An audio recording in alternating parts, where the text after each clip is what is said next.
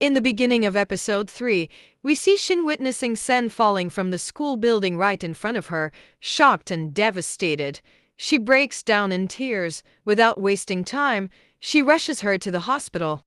As soon as Jinyuk hears the news, he also hurries to the hospital. Seeing Sen in critical condition makes him extremely anxious. He questions Shin about why she was at the school during that time. Shin explains that Sen had called and asked her to come. When Jinyuk asks why Sen herself went to school, Shin admits she doesn't know. She adds, "I don't know who's responsible for what happened to her, but I'm sure she didn't attempt suicide either." The teachers start blaming one another, saying Sen had reported bullying several times, but no one took her seriously. They assume that, fed up with everything, she tried to take her life. This deeply affects Ha-jin, Sen's class teacher, who blames herself for not protecting her student, but the other teachers try to comfort her, saying it wasn't her fault. Meanwhile, the teachers ask Jong about his wedding, expressing surprise that he never mentioned the date. Visibly disturbed, Jong tells them the wedding has been called off. He later visits his sister, who recently moved to his neighborhood with her young daughter. When he inquires about her husband, she simply says he's always busy with work. Sen, on the other hand, remains in a coma due to excessive blood loss.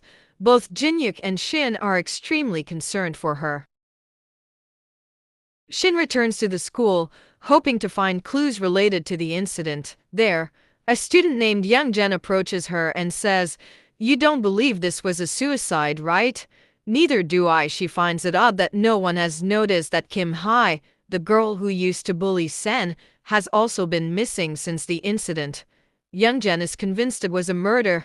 At that moment, her eyes fall on a student who is wearing glasses that look identical to Sen's. Curious, she approaches the person and checks the glasses only to realize they're just regular ice glasses. This makes her wonder, where are Sen's real glasses? Elsewhere, Jong finds a pair of glasses on his work desk that match Sen's. He asks Yujin if she knows whose they are. She says she hasn't seen any staff member wearing them. Jong tells her he found them on his table, and Yujin suggests he keep them. Although Jong isn't particularly interested, he ends up putting them on during work. To his shock, he starts seeing strange red lines on his colleagues' heads. When Jinyuk enters, Jong is so startled that he quickly removes the glasses. Jinyuk asks Yujin if she believes Sen could have taken her own life. He then starts questioning the student who was with Sen before the incident. The boy acts as if he barely knew her, but when Jinyuk shows him photos of them together, he admits that they were casually dating for a while and had just met that day. He says Sen suddenly panicked and left in a hurry. He adds, "She was the one chasing me. I never had feelings for her." Getting nowhere, Jinyuk checks the CCTV footage from that night. He sees Kim Hae quietly taking Sen's bag and disappearing. He now wants to know where Kim Hae went after that. On the other side, Jong is having dinner with his sister and brother-in-law. He notices red lines on their heads and starts to understand what they signify. During the meal, his brother-in-law asks why Jong cancelled his wedding. Jong tells him he discovered that his fiancé was cheating, so he called off the ceremony. Later, while walking with him, Jong sees one of his red lines extending toward the fourth floor of a nearby building. Curious, he tries to check who lives there, but his brother-in-law assumes he's confused and tries to stop him. Meanwhile, Jinyuk's superior declares Sen's case a suicide and halts further investigation. Despite Jinyuk's insistence that something isn't right, the chief refuses to listen and even questions how well Jinyuk actually knew his niece. Still troubled about his brother-in-law's behavior, Jong asks Yujin what she'd do if she found out someone was having an affair. She advises him to first make sure that what he suspects is actually true. Later, Jong visits his sister and finds that a parcel meant for the fourth floor was mistakenly delivered to them. He uses the opportunity to return it and meets a young, beautiful woman who seems to be talking to his brother-in-law on the phone. Suspicious, he begins gathering more info about her. On their late mother's death anniversary, Jung asks his sister if she's happy with her husband. She replies that happiness and sorrow are part of life, but her husband is a good man. Jung advises her to spend money on herself and take better care of her appearance. She laughs, saying, "You've grown up so much, Mom would have been proud of you." We then learn that their mother divorced their father because of his infidelity and had a tough time raising both children alone before she passed away. Jung shares with his sister that even though his ex-girlfriend begged for forgiveness after cheating, he couldn't forgive her because it reminded him of their father, someone he deeply despises. Meanwhile, rumors of Songjin and Kim Hai's secret affair spread across the school. Later, Songjin's body is found in a car with a suicide note admitting the affair and stating that he couldn't bear the humiliation of being exposed.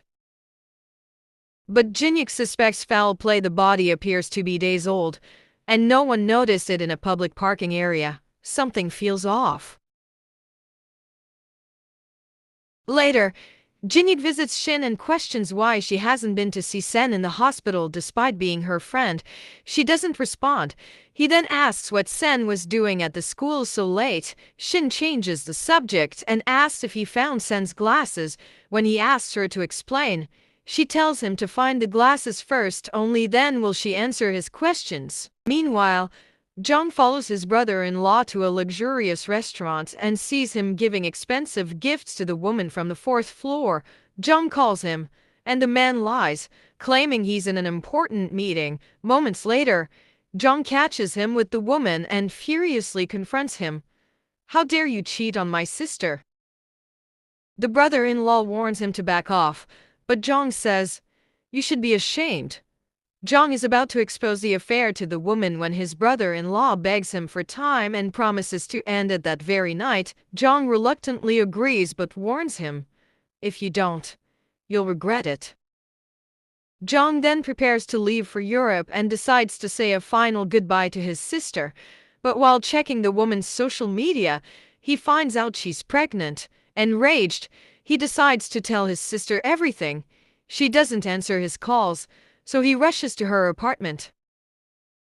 There, he sees his sister intentionally crashing her car into the woman's car. He runs to stop her. Finding her emotionally shattered, she keeps asking, "Why did you do this to me?" Her husband appears and immediately runs to the woman, embracing her and asking if she's okay. Jung is furious and punches him, but his sister stops him and calmly says, "He's not my husband. He's hers. I was just his secret girlfriend. You ruin everything by confronting him." Meanwhile, Jinyuk is still staring at Songjin's suicide note.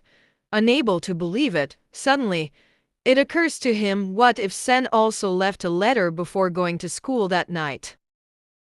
He searches her room, but instead of a note, he finds a diary full of strange drawings. He brings it to Shin and asks if these are the glasses she was talking about. "What do they show you when you wear them?" he asks. Shin replies, "Through these glasses, we can see the S lines."